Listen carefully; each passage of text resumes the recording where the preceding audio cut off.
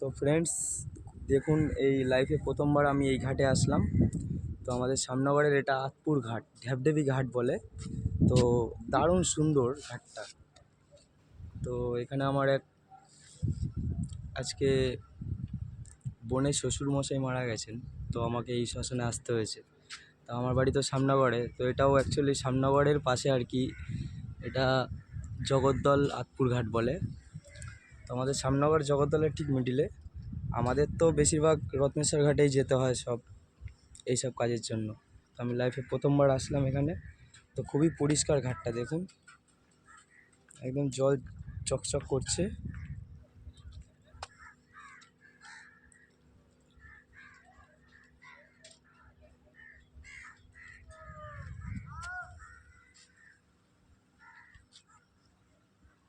দারুণ দারুণ, খুবই পরিষ্কার।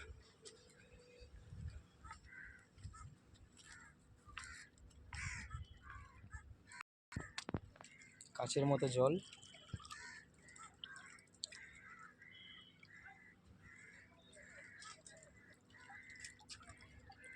তো শ্মশানটা দেখিয়ে দিই, এই যে নীল রঙের শ্মশানটা, এটা হচ্ছে ঢ্যাবডেবি ঘাট বলে।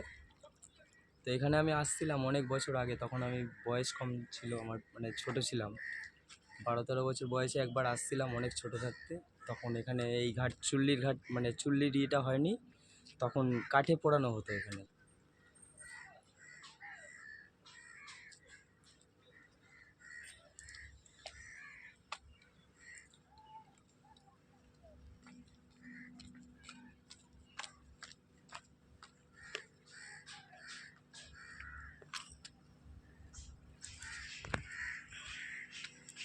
চলুন একটু এ পাশটাও দেখিয়ে দিই। এদিকে বসার জায়গা আছে, গাছতলা, এদিকটা বাগানের মতনই।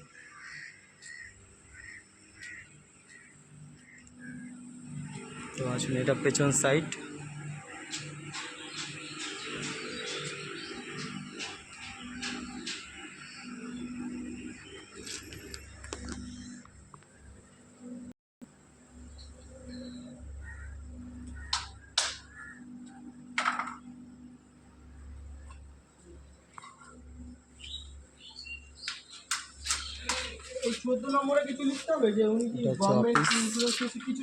এখানে কাগজপত্র জমা দিতে হয় ডেড বডি পোড়ানোর জন্য।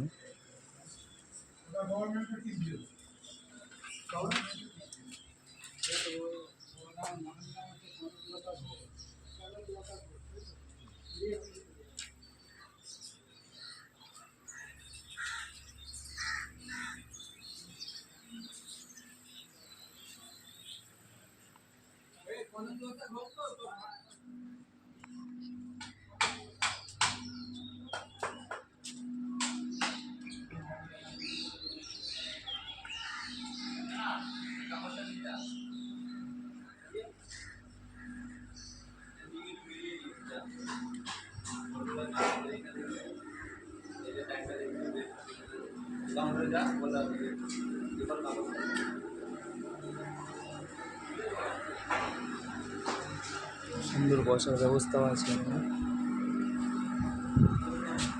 পুরো ফ্যান চলছে।